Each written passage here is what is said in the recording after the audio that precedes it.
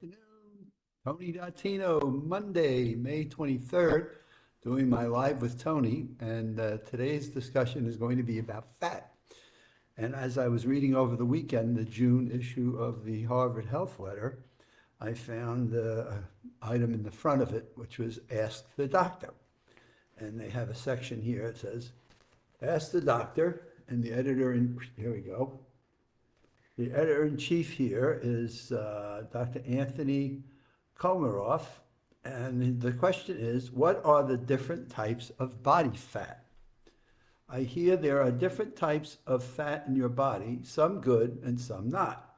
Could I be a lucky person who only has the good kind? And the doctor does a fabulous explanation of explaining it, and it got me to first think about an article that I had read a number of years ago where seniors especially had taken fats out of their diets, meaning they're reading about fat is no good for you, cholesterol, or heart, your arteries, not thinking about what its impact is to your brain. And I remember reading the study, and that the study talked about looking at people that were beginning to show signs of early dementia.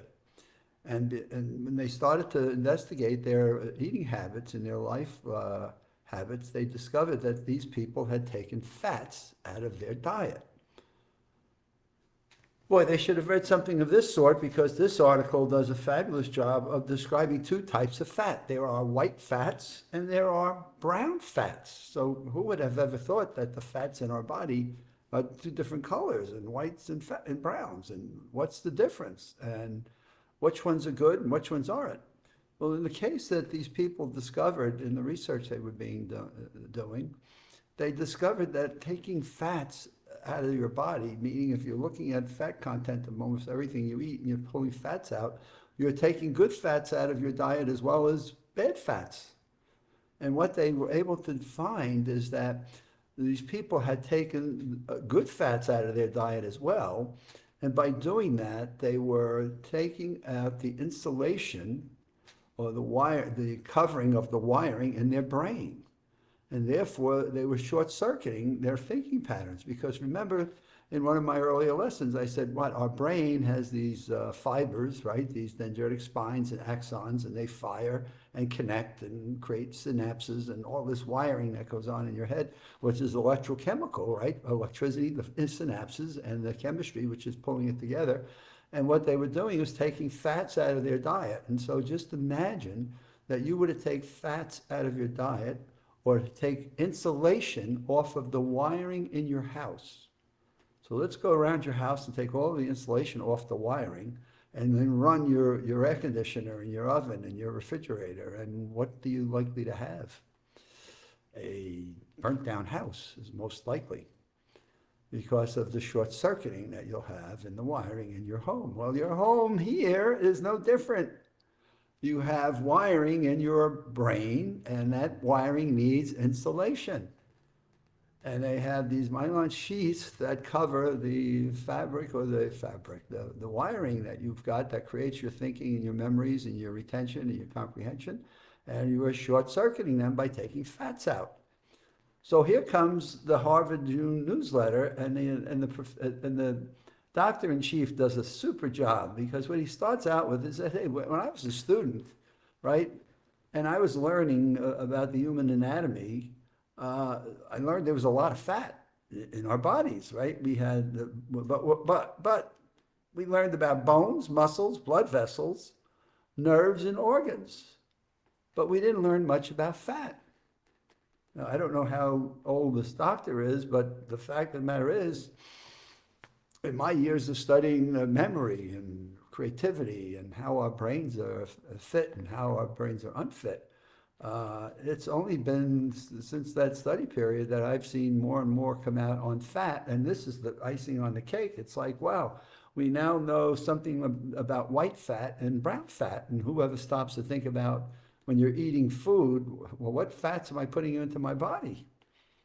And so the most common type of white fat is located in your chest and in your stomach and in your upper legs. And the problem there is what? Think of our chest, our stomach, and our legs, and sometimes even our butt. Too much of that white fat creates what? Obesity. So we get a tummy that looks like sometimes Santa Claus. We may get too much stuff here in our chest. And then we may get heavier thighs and we look like, oh God, when we put our bathing suits on, it's like, okay, or look in the mirror, we got too much of these fats and they're white fats. And it depends on our diets, right? We certainly know that our starches and our foods that we eat contain the wrong fats, and therefore they go to these parts of the body and then try to lose it. That's a fun thing to do. But what we know is white fats are good to us at some point in time because they provide our what? Our heating. Look and think about seals. I always think of seals and whales and things.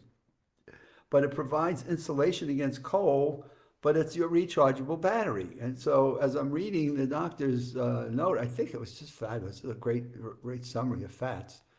It stores the fats derived from food and releases the fats as converted to energy. And we need this supply of energy to function. So we need fats, and we need those fats to have energy. If we couldn't store and release the source of energy, we would need to be constantly doing what? Eating. So we have a storage facility, but we're storing the right kinds of fats. But now we go to the other side. If we couldn't store it, right, we'd be eating every day. But then on the flip side is brown fat.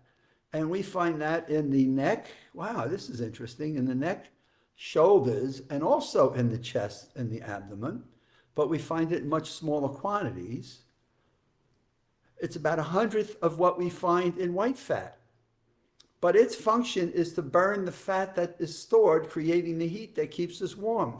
So here we got brown fat that's really helping to ignite the white fat so that we stay warm, especially in the cold weather. Maybe in the summer we might want to have a little bit less of it. But it's about 1/100th of the same amount of fat, and it's there to keep us warm. And its function is more positive. It helps us to make hormones, including those that affect appetite, blood pressure, blood sugar, cholesterol. It makes immune system molecules that affect the degree of inflammation in our bodies. The healthiest profile is to have more brown fat and less white. But at this time, measurement of brown and white fat is not routinely available. I don't even know how we would start to measure it. Nor do we know how to increase the amount of brown fat, but it's hard. But as hard as it is to do, we do know how to reduce the amount of white fat. So I guess we have to stay tuned. How do we make sure we're getting the right fats in our diet? And I guess we always start with, okay, let's go look at labels. The monosaturated, polysaturated, monosaturated, the desaturated, the unsaturated, and all these different things. And what I said to a doctor that I met over the weekend is the thing that's most important to me when it comes to nutrition is we're constantly learning more and more about nutrition and what its impacts to our brain. So let's stop and think. What are the inputs that we're actually putting into our body, right? They come through our senses. What do we see? What do we hear? What do we talk about? What do we eat? What do we smell? And here, nutrition is one of the critical variables of things that are getting into our body that then get processed in this chemistry, in this chemical producing machine that actually turns into chemistry and electricity. And by God, we need electrical and chemical engineers to consistently study what the impacts of those are and how they affect our thinking, our memories, our communications, in order for us to have a brain that is fit as possible. And I just find this consistently interesting and at times frustrating because I wish it was dogmatic and it stops. But what I've said to the doc over the weekend that I got to spend some time with is nutrition is one of those topics that we learn so much about on a regular basis that it's constantly changing, so it's evolving. And so it creates this roller coaster for people to wonder, okay, if you gave me the final on this and you told me this is going to be it, I think I could adapt. But it's changing all the time, and that's the interesting part or the frustrating part. But talking about fat today, that's one of the more interesting ones. So there's my Monday Live with Tony. We're off and running, and we'll not see you on Wednesday. We're off to do the second session of our Brain Fitness series up at the Picatona Racquetball, Pickleball Club. Have a great night.